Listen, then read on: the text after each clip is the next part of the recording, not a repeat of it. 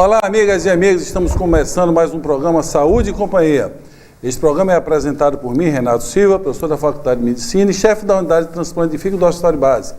E pelo professor Domingos Marculino Braille. O professor Braille é professor emérito da Unicamp, da FAMERP, nosso pró-reitor de pós-graduação.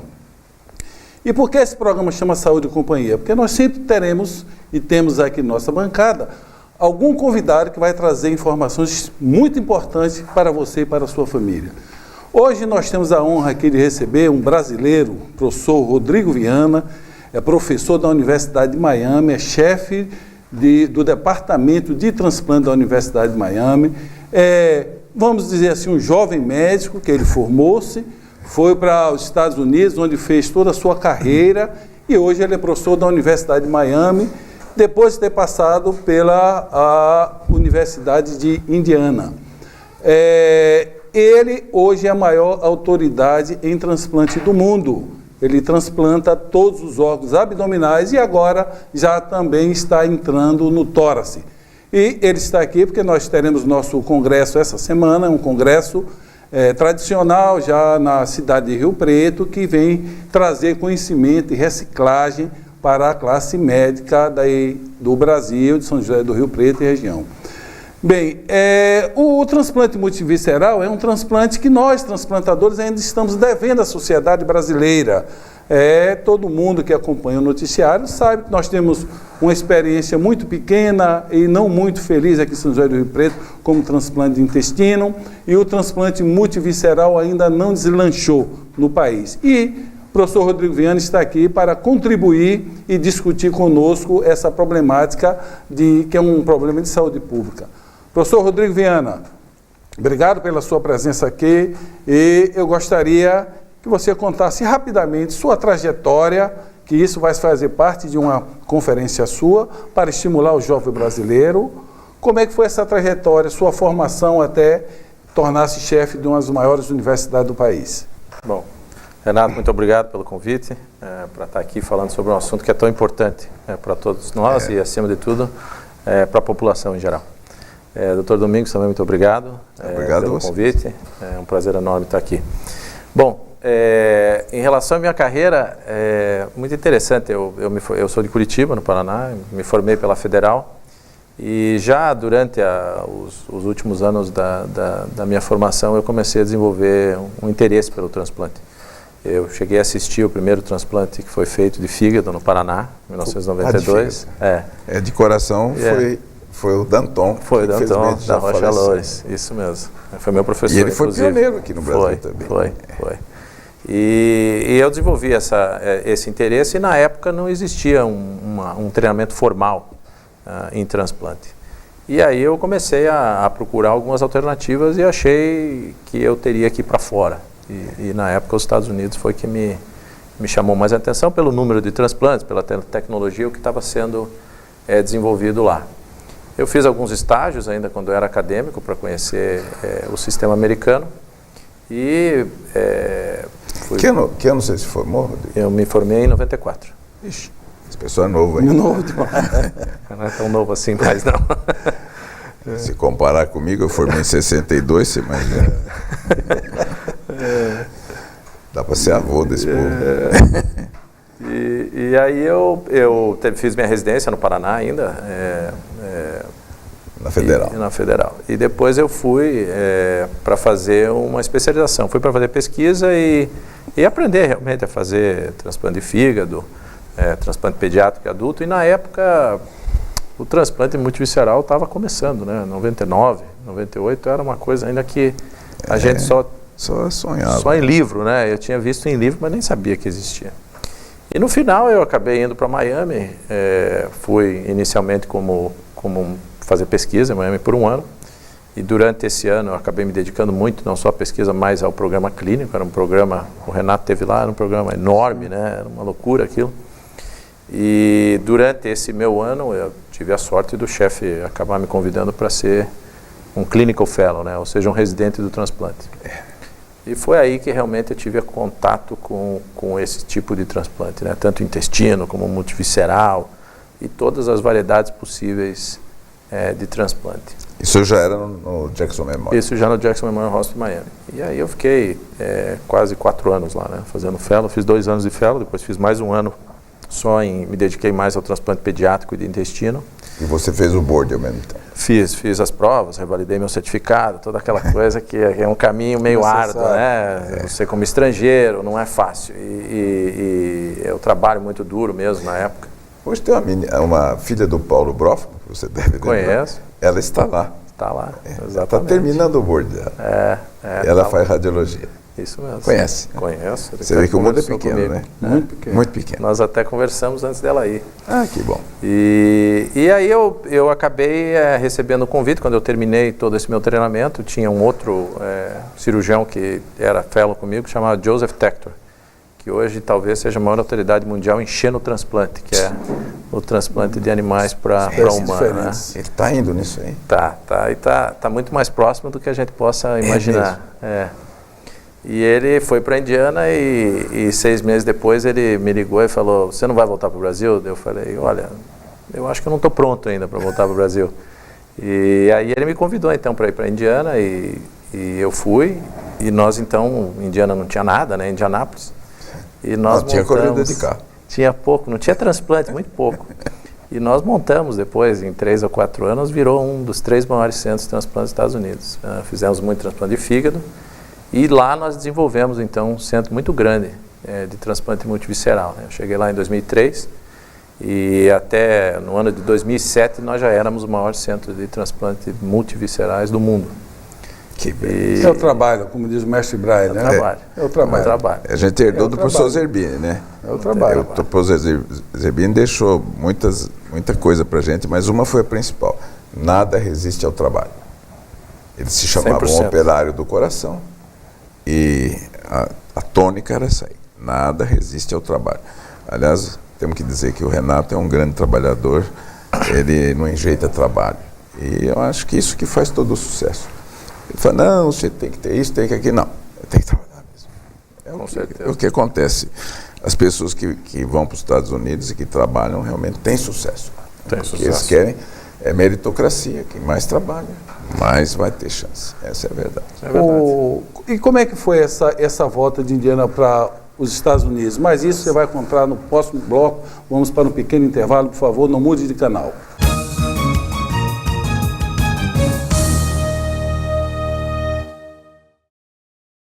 Já pensou nas relações que marcam a nossa vida? Elas surgem de tantas maneiras. Quando 1 mais 1 é mais que 2. Algumas acontecem com o tempo, outras de repente. Elas nascem quando se fecham os olhos, ou quando eles se abrem. Grandes relações marcam nossa vida, por isso a Unimed está sempre ao seu lado. Cuidar de você, esse é o plano. Unimed.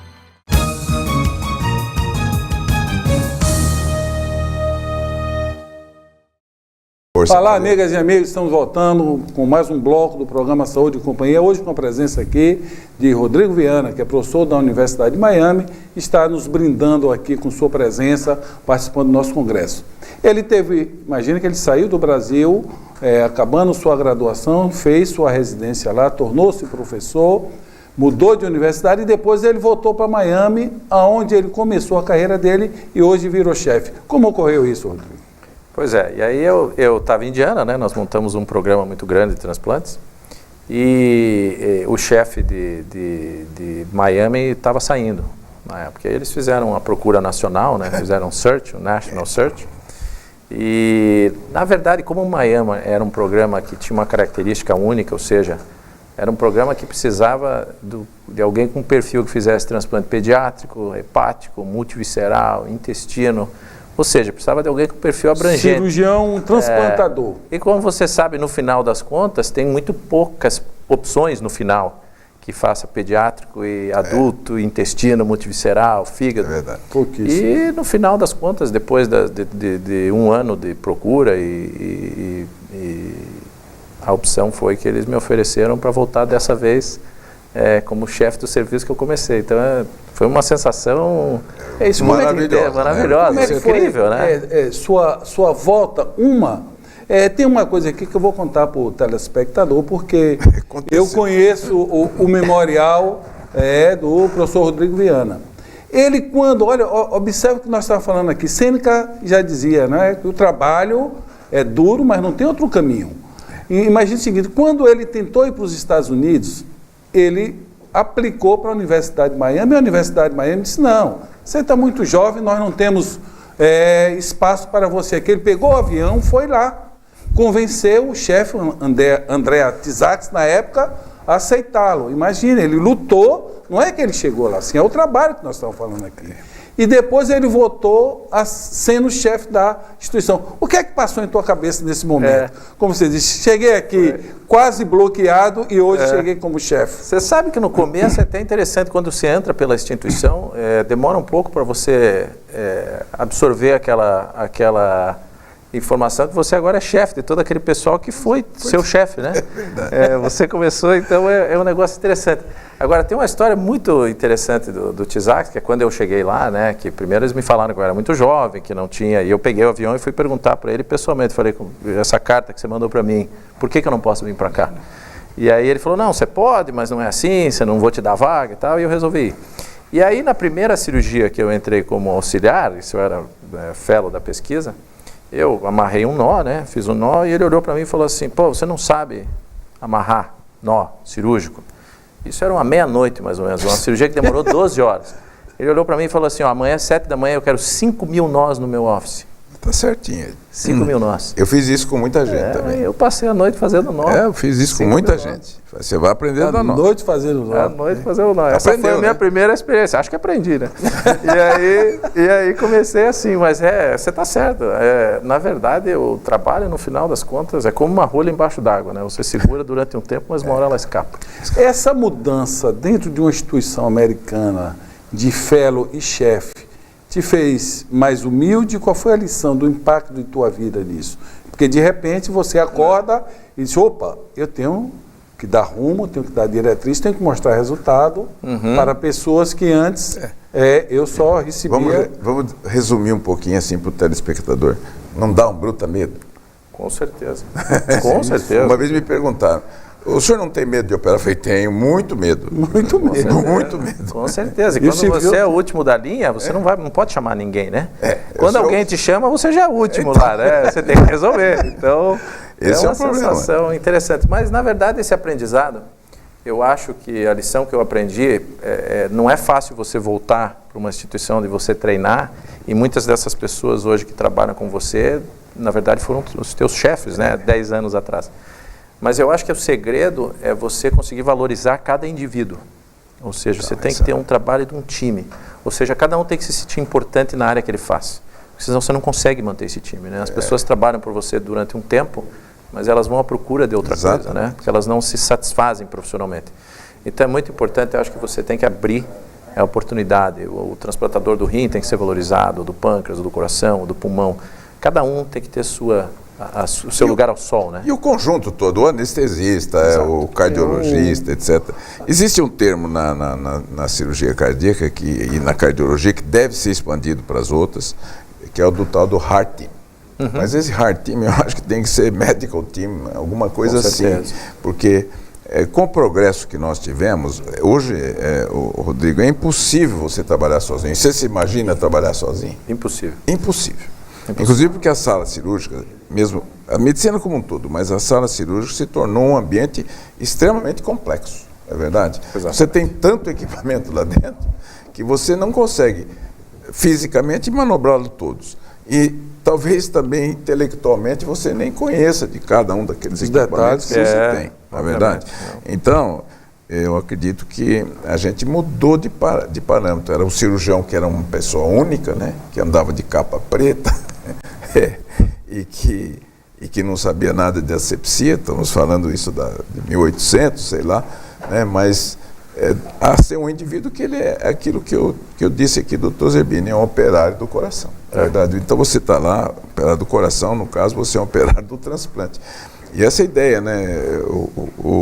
O professor Renato já falou aqui, acho que a próxima etapa, Renato, é a gente ter um hospital de transplante aqui. Porque nós temos características para isso. Imagina o seguinte, Rodrigo, só para você entender, o professor Braille, ele fez, acho que foi a primeira cidade do Brasil a fazer cirurgia cardíaca, estou certo? Sim, fora da capital, só tinha São Paulo, Rio de Janeiro. Nossa. Tinha um pouquinho em Recife e eu comecei aqui em 64. Em 64. Nossa. Então, esse progresso, eu digo sempre isso, já falei mais de uma vez, que ele, para mim, foi um dos maiores prefeitos de Rio Preto, sem nunca ter sido prefeito, porque este progresso e esse avanço da medicina deu-se a essas pessoas, não é? E nós temos, historicamente, neurocirurgiões. Então, a história da medicina de Rio Preto é uma história muito rica. E nós temos essas pessoas que trouxeram toda essa evolução. O professor Braille é um homem que até hoje ele está sempre pensando no amanhã e tentando produzir alguma coisa. Isso engrandece muito a nossa instituição. Mas engrandece ter o Rodrigo aqui e dizer para você, Rodrigo, que o progresso vem das pessoas que são visionárias. Se você não tivesse sido visionário, de imaginar que você ia para os Estados Unidos, ia fazer transplantes, é lógico que existia um ambiente aqui no Brasil para transplantes. Lembrar que o professor Zerbini fez o 5º transplante de coração do mundo, o que mostra que a gente estava preparado. Não é verdade? O Barnard fez o transplante nas vésperas do Natal de 68, o Dr. Zerbini fez em maio de 69. Nossa. E a cirurgia cardíaca também foi assim. A primeira cirurgia cardíaca com sucesso nos Estados Unidos foi em 53. Em 55 a gente já estava fazendo cirurgia cardíaca aqui no Brasil. E a gente continua nesse diapasão, né, de não ter muito gap na área médica. Então, ter você aqui contando isso para o jovem, eu acho uma coisa muito importante, porque para ele saber que ele pode se preparar no exterior, pode voltar para o Brasil ou pode ficar lá. Nós temos população suficiente para isso. O Brasil é o 5º país em população do mundo. Tem que saber isso aí. E na área da saúde, economia está em como? Oitava, sétima? Não, a economia está em oitava, mas a economia da área médica, não é da área de doença, da área médica é a 5ª economia do mundo. Por isso que todo mundo quer vir para cá. Bem, nós vamos para um pequeno intervalo e depois nós vamos discutir o problema do Brasil da transplantação do multivisceral, que é importante a presença aqui do professor Rodrigo Viana. Por favor, não mude de canal.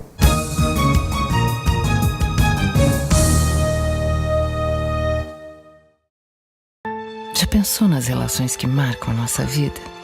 Elas surgem de tantas maneiras. Quando 1 mais 1 é mais que 2. Algumas acontecem com o tempo, outras de repente. Elas nascem quando se fecham os olhos ou quando eles se abrem. Grandes relações marcam nossa vida, por isso a Unimed está sempre ao seu lado. Cuidar de você, esse é o plano. Unimed.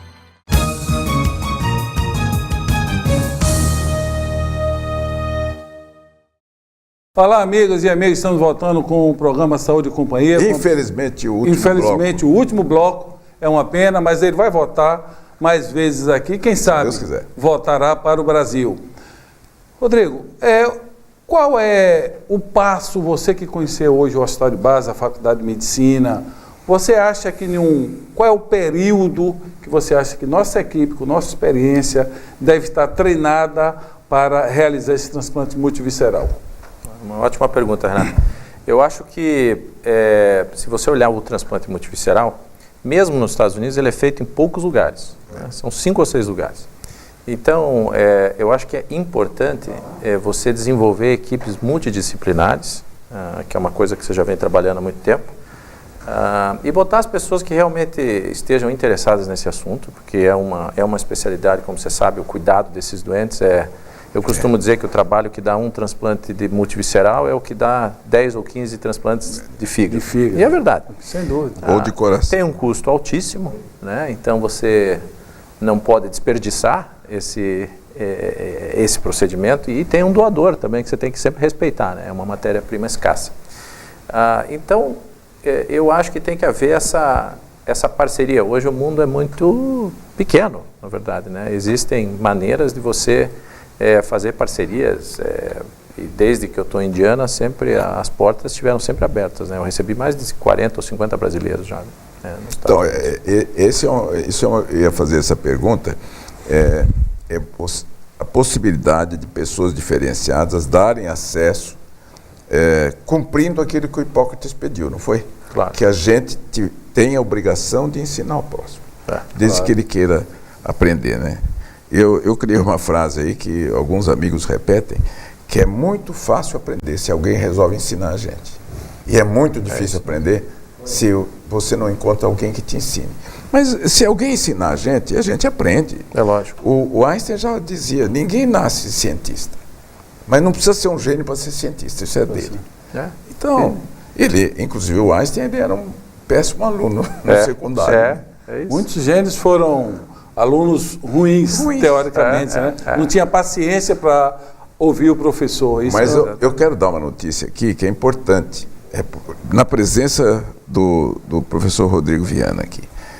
Hoje, a Faculdade de Medicina foi considerada uma das 20 melhores do país.